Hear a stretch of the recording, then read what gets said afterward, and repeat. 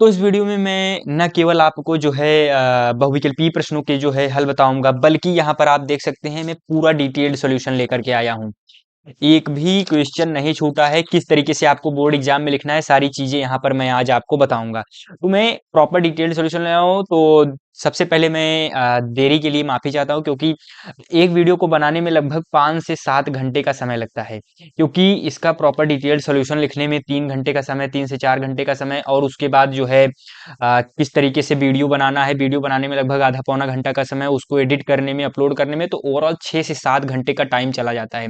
तो भाई थोड़ा सा इसीलिए डिले हो गया है वीडियो, क्योंकि मेहनत लगता है वीडियो बनाने में, थोड़ा सा टाइम भी जाता है। ठीक, मेहनत के साथ साथ समय भी। तो मैं आपको जो है प्रॉपर पहले बहुविकल्पी प्रश्न कराऊंगा, उसके बाद जो है यहाँ पर जो वर्णनात्मक प्रश्न है उसको हल कराऊंगा। ठीक, तो यहाँ पर पहले मैं एक चीज क्लियर कर देना चाहता हूँ स्टूडेंट्स के जो है एकदम तगड़े वाले डाउट को, कि यह वीडियो किसके लिए है। जो मतलब क्या है, कक्षा 10 यूपी बोर्ड 2026 में बैठने वाले हैं। ठीक है, पेन मैं थोड़ा सा चेंज कर लेता हूँ।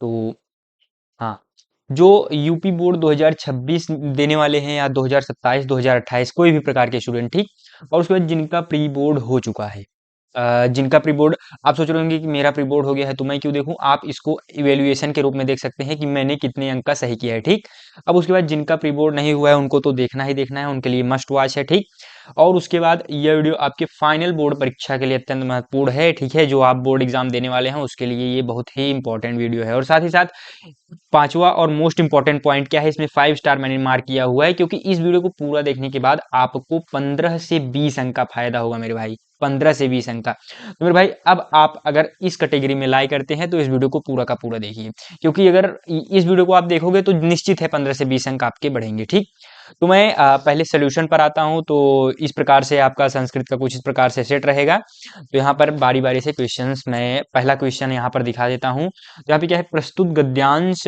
जो है, प्रस्तुत गद्यांशस्य पाठनाम किम, यानी इस प्रस्तुत गद्यांश के पाठ का नाम क्या है। तो मेरे भाई यहाँ पर जो है मदन मोहन मालवीय। तो यहीं पर पहला ऑप्शन मतलब पहले का बी ऑप्शन करेक्ट हो जाएगा, मदन मोहन मालवीय। ठीक, उसके बाद दूसरे सवाल पर आते हैं, मदन मोहन मालवीय पितुः नाम की माशित। इसमें आप देखेंगे तो मदन मोहन मालवीय जी के पिता का नाम व्रजनाथ, यहाँ पर आपको दिखाई दे रहा होगा। तो उनके पिता का नाम क्या है, सी विकल्प सही हो जाएगा, पंडित व्रजनाथ चतुर्वेदी। ठीक है, अब उसके बाद नेक्स्ट क्वेश्चन पर आते हैं, आचार्य शंकर से जन्म अभवत। आचार्य शंकर का जन्म कहाँ हुआ। तो मेरे भाई इसका ए विकल्प सही हो जाएगा, केरल प्रदेश में। ठीक, और उसके बाद यहाँ पर क्या है, महाभारतम इति महाकाव्यम रचयिता का, महाभारत के रचयिता कौन है। तो ये बहुत ही आसान सा सवाल है, इसको आपको पता ही होगा, बी विकल्प इसका सही हो जाएगा, वेद व्यास जी हैं। ठीक, और उसके बाद वृक्षा कय सलिल पानम कुर्वन्ति, यानी वृक्ष जो है कहाँ से जो है जल पीता है। तो मेरे भाई पादय, पैर से जल पीता है, या जड़ से। ठीक, अब उसके बाद धीमताम कालः केन प्रकारेण याति, यानी जो है कालो गच्छति धीमताम काव्य शास्त्र विनोदेन। ठीक, जो काव्य शास्त्र में यानी धीमताम यानी विद्वानों का समय किसमें जाता है। तो मेरे भाई उनका समय किसमें जाता है, काव्य शास्त्र विनोदेन, यानी काव्य शास्त्र में जाता है। ठीक है, और सातवां सवाल क्या है, पृथिव्याम कति रत्नानि सन्ति, पृथ्वी के कितने रत्न हैं। सुभाषित रत्नानि के हिसाब से 3 रत्न हैं। ठीक है, कितने रत्न हैं मेरे भाई, 3 रत्न। उसके बाद आठवें क्वेश्चन पर आते हैं, किम नाटकम दृष्ट्वा गांधीनः हृदयम परिवर्तितम, किसका नाटक देख करके गांधी जी का हृदय परिवर्तन हुआ। हरिश्चंद्र का नाटक देख करके गांधी जी का हृदय परिवर्तित हुआ। ठीक, अब उसके बाद नौवां का क्या हो जाएगा, नागानंदम इति नाटके अंका संति, यानी नागानंदम नाटक में कितने जो है अंक थे। तो मेरे भाई 5 अंक थे, ए विकल्प इसका सही हो जाएगा। ठीक है, और उसके बाद नेक्स्ट जो है क्वेश्चन पर आते हैं, 10वें क्वेश्चन पर, रमानाथस्य रक्तम अददात, रमानाथ जी को किन्होंने रक्त दिया। तो मेरे भाई सुमेधा ने रक्त दिया। ठीक है, 10वें का डी विकल्प सही हो जाएगा। अब 11वें सवाल पर आते हैं। तो 11वें सवाल में यण प्रत्याहार के वर्ड हैं। यण प्रत्याहार में क्या होता है, य व र ट, उसके बाद ल ड़। तो यण प्रत्याहार में कौन कौन से आएंगे, ट को हटा दीजिए, ड़ को हटा दीजिए, य व र ल। तो कौन कौन से वर्ड आ गए, य व र ल। तो ये जो है इसका सी विकल्प सही हो जाएगा, यह व र, ट हट जाएगा और यहाँ पे ड़ हट जाएगा। तो ये वर्ड आते हैं यण प्रत्याहार में। ठीक है, अब उसके बाद ऋकारस्य उच्चारण स्थान कहाँ से है। तो मेरे भाई री जो है तालु से उच्चारण स्थान होता है इसका। ठीक, अब हरिम वंदे में संधि है हरिम, यानी ह रिम, इसका संधि विच्छेद ऐसे होता है। ठीक, तो यानी जो हलंत वाले म का क्या हो गया यहाँ पर अनुस्वार अनुस्वार में बदल गया, ठीक है। तो इसका क्या हो जाएगा, अनुस्वार संधि हो जाएगा। डिटेल्ड में भी मैं इसको पढ़ाऊंगा आपको, अभी टाइम है तो मैं फटाफट से सॉल्यूशन पर ही डिस्कस कर रहा हूँ, ठीक। विषुवृत्ताकार का संधि विच्छेद क्या है, तो मेरे भाई इसका संधि विच्छेद वही हो जाएगा, बस इसको इसमें कोई संधि वगैरह नहीं लगाना है, केवल बस यहाँ पर विषुव प्लस त्राता कर देना है बस, ठीक है। एक प्रकार से नाम है, ठीक। और उसके बाद यहाँ 15वें पर आते हैं, नद्योह पद किस विभक्ति और वचन का रूप है, तो नद्योह क्या है, षष्ठी विभक्ति द्विवचन का रूप है। अब उसके बाद चलते हैं 16वें सवाल पर, पितृ शब्द का तृतीय विभक्ति एक वचन का रूप है, पितृका। तो मेरे भाई पितृका आपका हो जाएगा पित्रा, डी विकल्प, ठीक है, 16वें का डी। भवत रूप है, भवत रूप आपका हो जाएगा मेरे भाई लोट लकार प्रथम पुरुष एक वचन भवतु का, ये 17वें का ए विकल्प सही हो जाएगा। 18वें पर आते हैं, अपिबत रूप किस लकार का है, तो मेरे भाई अपिबत रूप जो है लंग लकार यानी जो है भूतकाल, ठीक। और उसके बाद नेक्स्ट क्वेश्चन पर आते हैं, प्रत्यक्षम में समास है, प्रत्यक्षम में कौन सा समास है मेरे भाई, तो प्रत्यक्षम में आपका अव्ययी भाव समास है, ठीक है। 19वें का क्या हो जाएगा मेरे भाई, सी विकल्प सही हो जाएगा आपका। 20वें सवाल पर आते हैं फटाफट से, उसके बाद वर्णनात्मक प्रश्न पर आएंगे। त्रिफला का समास विग्रह है, त्रिफला का समास विग्रह है त्रयाणाम फलम फलानाम समाहार, यानी तीन फलों का समाहार। तो ये इस प्रकार से 20 क्वेश्चन यहाँ पर मैंने डिस्कस किए, आपके 20 में 20 यहाँ पर करेक्ट होते हुए अब आगे बढ़ते हैं वर्णनात्मक प्रश्न, जहां पर आपके 50 में 50 करेक्ट हो जाएंगे, तब आप बोर्ड एग्जाम में 70 में 70 कर सकते हैं, ठीक है। तो पहला क्वेश्चन मैं यहाँ पर आपको दिखा देता हूँ, उसके पहले मैं आपको यहाँ पर एक चीज और बता देना चाहता हूँ।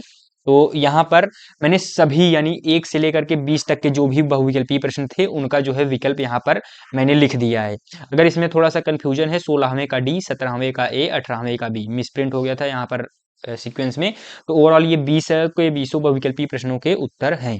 अब आगे आते हैं वर्णनात्मक प्रश्न जो कि मेन है अपना, तो यहाँ पर सवाल पर आते हैं।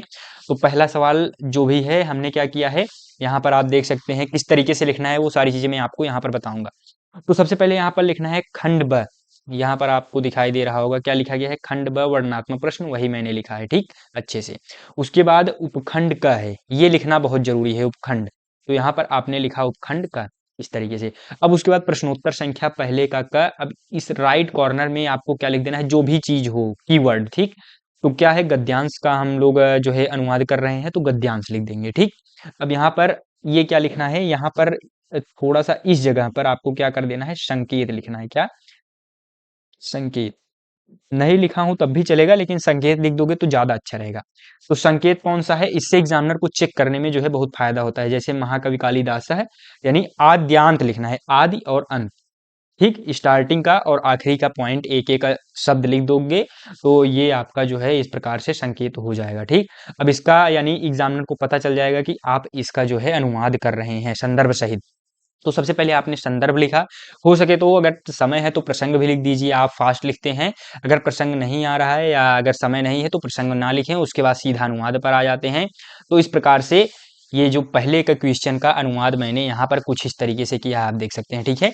तो पहले का अनुवाद कुछ इस प्रकार से मैंने किया है। तो यहाँ पर देखिए इतना पेज, जो आधा से ज्यादा पेज खाली है, तो मतलब आधा से कम, ठीक है, 50% से कम बचा हुआ है, इस कारण मैं नेक्स्ट पृष्ठ पर चलूंगा, वहां पर दूसरे का क वाला क्वेश्चन का आंसर लिखूंगा। तो अब दूसरे का क्वेश्चन मैं यहाँ पर आपको दिखा देता हूँ। तो दूसरे का पर आते हैं, तो निम्नलिखित पाठों में से एक पाठ का सारांश लिखना है। तो सारांश में किसी का किन्हीं का भी आप लिख सकते हो, किसी चैप्टर का भी। तो मेरे भाई जैसे आपको जो आता हो वो आप लिखिए। तो एक का लिखना है, तो मैं विश्व कवि रविंद्र जी का लिखा हूँ। तो यहाँ पर आपको कितने पेज में लिखना है सारांश, तो मेरे भाई डेढ़ से कम 1.5 पेज लिखिए, और 2 पेज भी लिख सकते हैं अगर आपके पास टाइम है तो, लेकिन आपको 1.5 पेज लिखना है, 3 पेज तक नहीं लेकर के जाना है, बहुत ज्यादा हो जाएगा, 1.5 से 2 पेज मैक्सिमम, ठीक। तो क्या लिखना है, विश्व कवि रविंद्र है। उसके बाद हेडिंग आपको इस तरीके से बनानी है, प्रसिद्ध महाकवि, जो पूरा पॉइंट्स इस तरीके से जब आप लिखोगे तो एग्जामिनर को पता चलेगा कि हाँ अच्छे से स्टूडेंट ने लिखा है। उसके बाद आप जो है दूसरा पॉइंट यहाँ पर बना करके हेडिंग डालेंगे अच्छे से, वैभव में जन्म, उसके बाद 30-40 शब्द या 3-4 लाइन लिखेंगे। उसके बाद शिक्षा में स्थान या शिक्षा उन्होंने क्या कैसे ग्रहण की, वो सारी चीजें। उसके बाद इस तरीके से आप पॉज करके पढ़ भी सकते हैं क्या क्या चीज़ें मैंने लिखा है कंटेंट में। उसके बाद इस तरीके से चौथा पॉइंट प्रकृति प्रेमी, फिर लास्ट में आप रचनाएं लिख देंगे, या जिस तरीके से उनका सारांश आपने याद किया होगा किसी भी लेखक का, उस तरीके से आप लिख सकते हैं। ठीक है, तो यहाँ पर लगभग 1.5 पेज मैंने लिखा है। यहाँ पर कुछ इस जगह बचा हुआ है, तो अब आधा से कम का स्थान बचा हुआ है, इसलिए मैं पीटीओ डाल करके नेक्स्ट पेज पर मूव ऑन कर जाऊंगा। उसके बाद प्रश्नोत्तर संख्या तीसरे का क पर आते हैं। तो मेरे भाई यहाँ पर तीसरे का क क्या है? कमुवाच स कौन्तेयः पश्याम्येनं वनस्पतिं भवन्तं च तथा भ्रातृन् भाषम चेति पुनः पुनः। इस तरीके से जो है आपका एक श्लोक दिया रहेगा। इस श्लोक का आपको जो है ससंदर्भ हिंदी में व्याख्या करना है। तो कोई किसी एक का करना है, यहाँ पर दिया है एक श्लोक का, तो एक ही श्लोक मैंने किया है। संकेत ऐसे डाल देना है आपको, फिर से आप श्लोक कर रहे हैं राइट साइड में श्लोक भी लिख देना है। उसके बाद यहाँ पर तम उवाच से लेकर के आद्यांत आपने लिख दिया पुनः पुनः तक। उसके बाद संदर्भ और व्याख्या, हो सके तो आप प्रसंग भी लिख सकते हैं, आपके पास समय है, अगर समय नहीं है तो संदर्भ और व्याख्या लिख दीजिए। ठीक, अब उसके बाद आधा से ज़्यादा पेज बचा हुआ था, इस कारण मैंने नेक्स्ट क्वेश्चन को लगभग 2 से 3 लाइन छोड़ना है आपको, उसके बाद अगला क्वेश्चन लिखना है। तो उसके बाद क्या है, चौथे का ग सूक्ति है।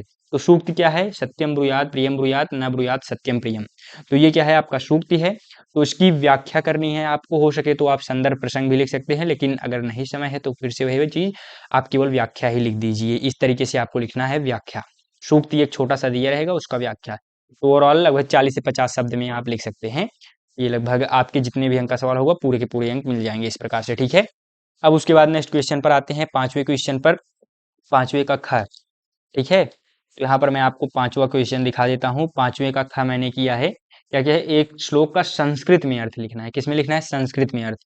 तो मेरे भाई यहाँ पर क्या है, अभिवादनशीलस्य नित्यम वृद्धोपशे विनः चत्वारि तस्य वर्धन्ते आयुर्विद्या व यशो बलम। ठीक है, तो इसका संस्कृत में अर्थ लिखना है। ठीक है, तो ये भी आप थोड़ा एक दो बार दोहरा लेंगे तो आपको याद हो जाएगा, बहुत टफ नहीं रहता है। तो संस्कृत में अर्थ इस तरीके से हेडिंग डालना है, और जो भी संस्कृत में अर्थ होगा वो लिख देना है। ठीक है, उसके बाद छठे का ख पर आते हैं। तो छठवें का ख मैं दिखा देता हूँ। छठवें का क, छठवें का अभी मैंने नहीं किया है, छठवें का ख डायरेक्ट किया है। तो ख वाले में क्या किया है मैंने, संस्कृत में एक का संस्कृत में उत्तर लिखना है। तो मैंने क्या लिखा है, सुमेधा कस्य तनया आसीत।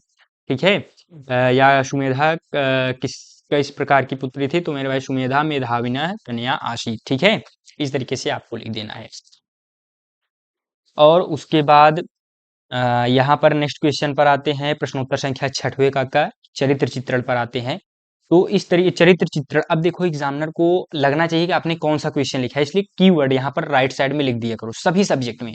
जैसे आप लॉन्ग आंसर लिख रहे हो, शॉर्ट आंसर लिख रहे हो, और जैसे निबंध लिख रहे हो, अनुवाद लिख रहे हो, कुछ भी मतलब जो भी कीवर्ड हो यहाँ पर आप राइट साइड में लिख दोगे, तो एग्जामिनर को बार बार इसमें चेक नहीं करना पड़ेगा कि आप क्या लिख रहे हैं। तो चरित्र चित्रण है, किसका चरित्र चित्रण है? यौतुका पाप संचय पाठ के आधार पर सुमेधा का चरित्र चित्रण है। ठीक, उनको डायरेक्ट पता चल गया, अब उनको बार बार इसको देखने की जरूरत नहीं पड़ेगी। ठीक, तो यहाँ पर इस तरीके से परिचय आ गया।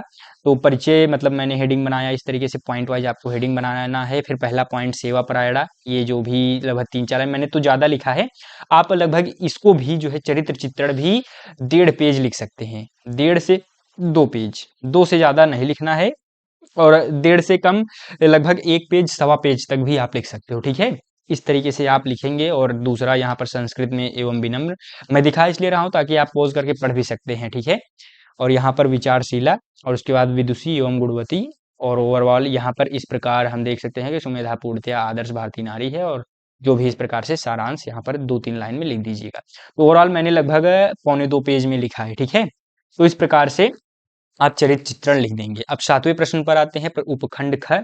अब देखो यहाँ पर नया उपखंड आएगा, तो मैं यहाँ पर प्रश्नोत्तर संख्या नहीं डालूंगा। ठीक है, नया उपखंड नए पृष्ठ से आपको स्टार्ट करना है, क्योंकि बोर्ड एग्जाम में सीधा सीधा मतलब साफ अक्षरों में लिखा रहता है। ठीक है, नोटिस में।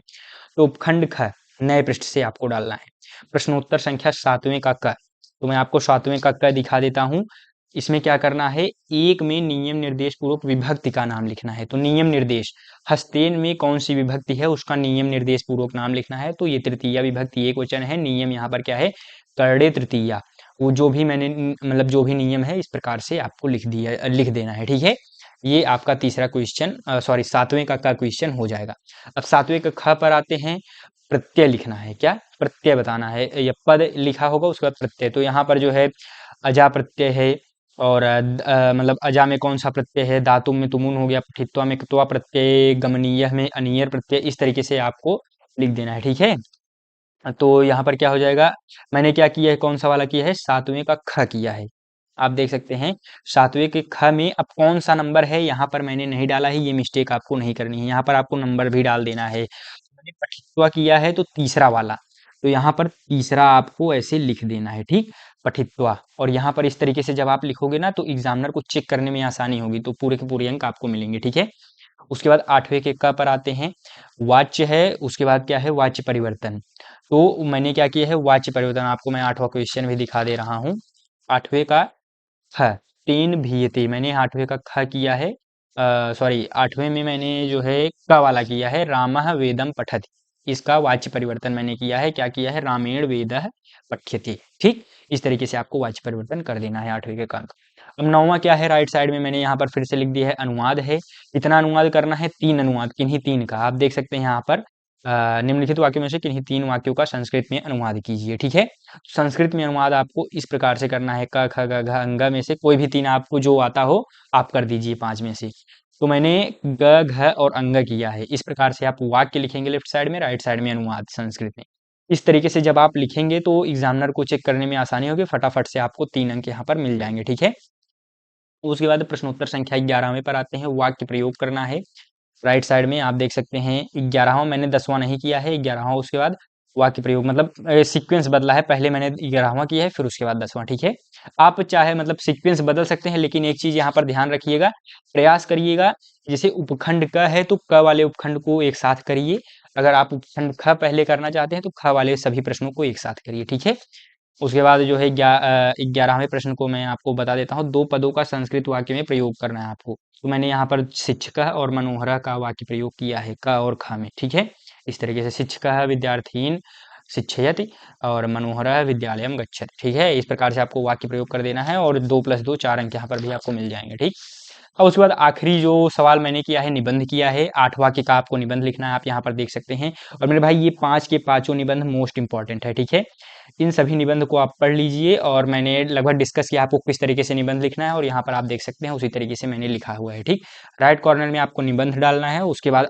8 वाक्य इस तरीके से भी आप लिख सकते हैं। तो आप जो है इस तरीके से भी लिख सकते हैं, डायरेक्टली 8 वाक्य लिख दीजिए। ठीक है, या फिर इस तरीके से लिखिएगा तो एग्जामिनर को चेक करने में आसानी होगी कि हाँ स्टूडेंट ने 8 वाक्य लिखा है, आपको तब फटाक से पूरे के पूरे अंक यहाँ पर आपको 8 में 8 मिल जाएंगे। ठीक है, इसी तरीके से आप लिखिएगा, और उसके बाद लास्ट में आपको अनुक्रमांक डाल देना है अंकों में, शब्दों में। ये मेरा जो है मोबाइल नंबर है, आप अगर जैसे इस प्रकार से जो है ऑनलाइन टेस्ट देना चाहते हैं, वो भी डिस्क्रिप्टिव यानी वर्णनात्मक टेस्ट देना चाहते हैं, वर्णनात्मक यानी लिखित टेस्ट देना चाहते हैं, तो व्हाट्सएप नंबर पर ऊपर आपको यहाँ पर दिखाई दे रहा होगा 9598509664, उस पर मैसेज कीजिए, तो मैं आपका वीकली टेस्ट लेता हूँ उस जो है चैनल पर।